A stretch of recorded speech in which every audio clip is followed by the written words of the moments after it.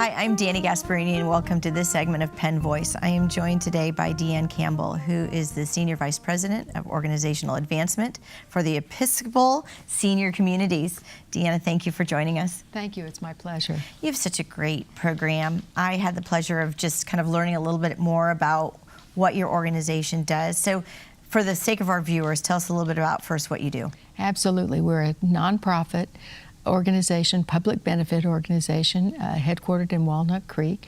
We have communities, physical communities as far north, for seniors, as far north as Santa Rosa and south as Monterey. And we have a series of programs that serve people who don't live in residence with us. We have a senior produce market. We have something we call Senior Center Without Walls, which is a telephone program where people take classes and have book clubs and do all kinds of exciting things. So we serve seniors. That's our one and only business. So let's take the residence program first. Yes. And tell us a little bit about that. Well, I'm here mostly today to talk about Palo Alto's community, Webster House. And specifically, Webster House has a health center. It's a skilled nursing facility, a care center, that's affiliated with and uses the services of and serves the residents who live at Webster House, at Litton Gardens, as well as patients served within the greater community. We have physicians that are from the Palo Alto Medical Foundation and the Stanford Hospital, Stanford University, and we have a remarkable large senior community and senior health center, skilled nursing facility. So how do people get involved in your skilled nursing facility? Are they referred from, like you'd said, Litton Gardens? Again, they either live in Litton Gardens, Webster House, the retirement community, or at the greater community, or Stanford. We get a lot of our patients from Stanford. And they're typically don't reside with you for a long period of time. It's a short period of time recovering from something, and then they go back to their residence, wherever that might be. Often that is the case. Sometimes people are there a long time, but most of the time they're there for recovery and recuperation, although we do serve some very, very sick, frail people who need longer-term care. Right. So what's unique about Webster House? Well, Webster House is a unique property. First of all, it's located in downtown Palo Alto, which makes it so easily accessible to people and their family members and so forth. We also have, it's large, and it serves a large contingent of people of all populations and all economic levels. And it also is an award winner. We have recently received an award from the Menlo Park Rotary Group. We've received an Interact award, which enables us to support not sending people back to the hospital, that readmission rate, which is always an issue. Everything the hospitals are thinking about today. Absolutely, absolutely. And it's, most of all, I should have started with the fact that it's all about person-centered care. It's all about making sure that it's not regimented, it's not everybody gets up at 6 o'clock and eats their breakfast and so forth. It's a person-centered and a focused on serving people and caring for people. Well, and also their family, too. I mean, it makes it very comfortable for family visits and for the family to be involved in that individual's care, continuum of care. How large is the facility at Webster House? The care center, the health care center, is 145 accommodations or beds or rooms for people. It has a series of choices and services that range from essentially assisted living to acute care or serious health care for people who are especially frail, and some memory work as well. So is there a property that has all three of these components, or are you unique? Well, I think we are unique in that on the site, on the campus in Palo Alto, is a market rate retirement community called Webster House, a health care center called Webster House, and then affordable housing for seniors. So all on that one site. And by the way, there's also a daycare center, so there's some intergenerational little kids walking around and contributing and participating.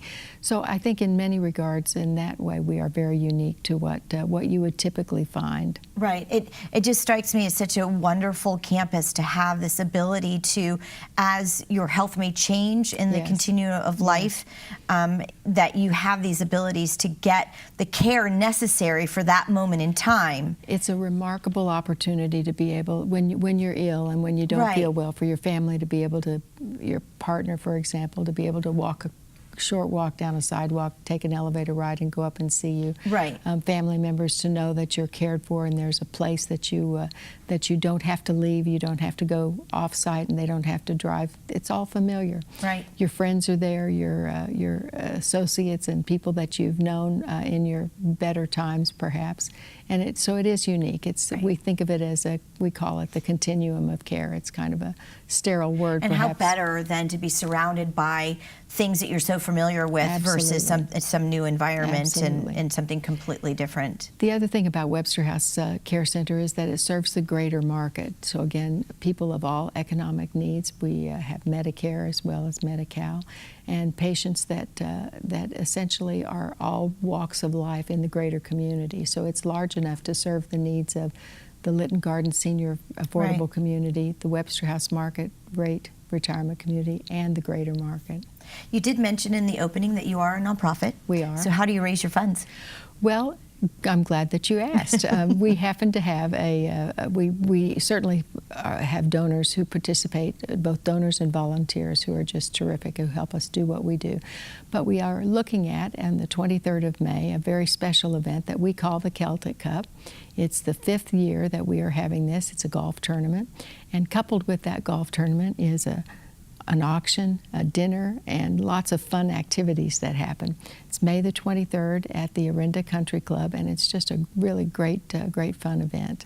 So I understand that the golfers may not be able to get a ticket into this fundraiser event, but I'm sure you're inviting a lot of people to that dinner and that auction. That's right. We are almost, if not completely sold out.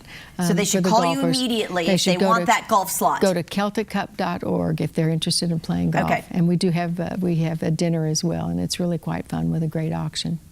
And so, but if someone is interested in learning more and attending the dinner and auction, that would be okay. We'd love to have them. Okay, Just great. give us a call or make contact with us. So in the beginning, or a couple of questions ago, you talked about the different components, the affordable housing, the health center. So tell us just a little bit more about each one of those components. The Episcopal Senior Communities has a series of businesses. Again, we're nonprofit, public benefit. We're nearly just past our 50th birthday last year, as a matter of fact.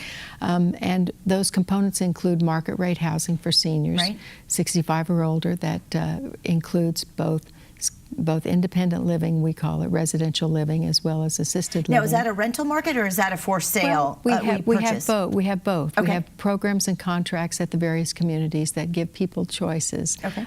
So that includes residential, memory care, assisted living, and then health care or skilled nursing. So in addition to the market rate communities, which range from as far north as Santa Rosa, as far south as Monterey, we also have affordable housing. And the affordable housing communities, of which we serve more than 1,200 people, those are senior communities that are just housing. But we plus that with our programs. We call them home and community-based services programs that provide everything from isolation support to senior produce markets at various locations to telephone assistance and referral. And so those are the kinds of programs and services we offer for people who don't live in our communities but are in the greater community. So you really are the best example of the word community. Well, I like to think so. We like to think so. We think that a healthy, vital community for seniors is just a graceful and appropriate way for people to age in place, and we do everything we can to support and help people do that. If someone wanted to learn a little bit more about who you are and how to get information, they would just jump on your website? Yes. Okay. Yes. And we'll make sure that it's up on the end of this. We're out of time, but I'm so excited to learn more about the Episcopal Senior Services. We'll invite you back to ensure that you give us an update on what's happening. We'd love to. We'd love to. Thank you so much. Well, thank you, Deanna, for joining us on Penn Voice, and we'll see all of you next time.